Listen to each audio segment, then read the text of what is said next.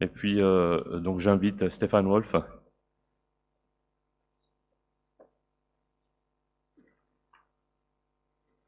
Bonjour à tous, à toutes.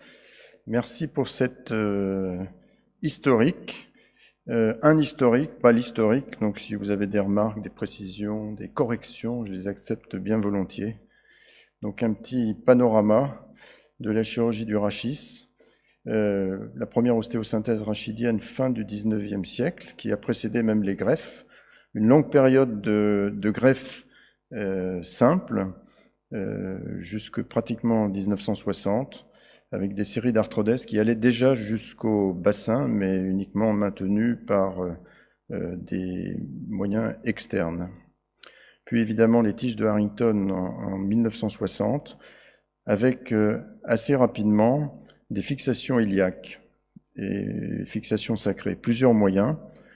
Un moyen qui est toujours utilisé, qui sont les barres transiliaques, que ceux qui font de la traumatologie du bassin connaissent toujours. On continue de les utiliser, une barre horizontale. Initialement, c'était les crochets de Harrington qui s'appuyaient au-dessus ou au-dessous. Elle reste l'inspiratrice de certaines instrumentations actuelles.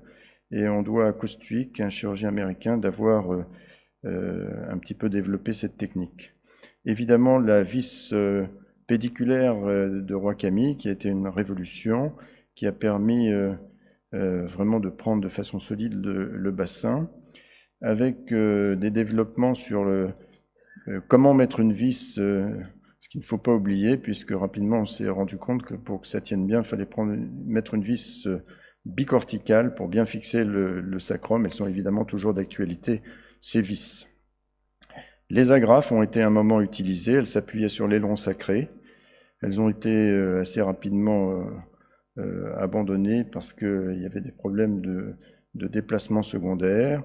En 1970, Luque, chirurgien mexicain, développe une instrumentation déjà multisegmentaire avec une extension possible au bassin, développée avec son aboutissement, les tiges de Galveston, qui s'accrochaient par des fils sous la mer et prenaient les ailes iliaques avec des prolongations métalliques. Ce système avait une excellente tenue, il est toujours utilisé.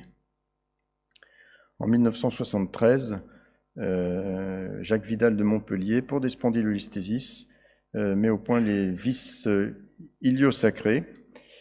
Ces vis iliosacrées avaient une excellente tenue et elles étaient utilisées là encore avec des connecteurs un peu de fortune au début qui se sont jusqu'à nos jours développés et elles restent tout à fait utilisées et d'actualité.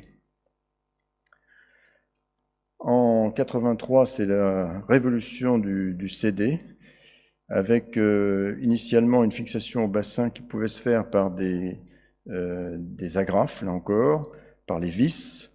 Puis rapidement, des vis iliaques sont utilisées. On doit le premier connecteur à Daniel Chopin, qui était avec soit le système CD, soit le système CD compact. En 1990, Chopin toujours développe des plaques sacrées qui, avec une fixation avec plusieurs vis. Et il y a plusieurs marques qui ont développé ce concept.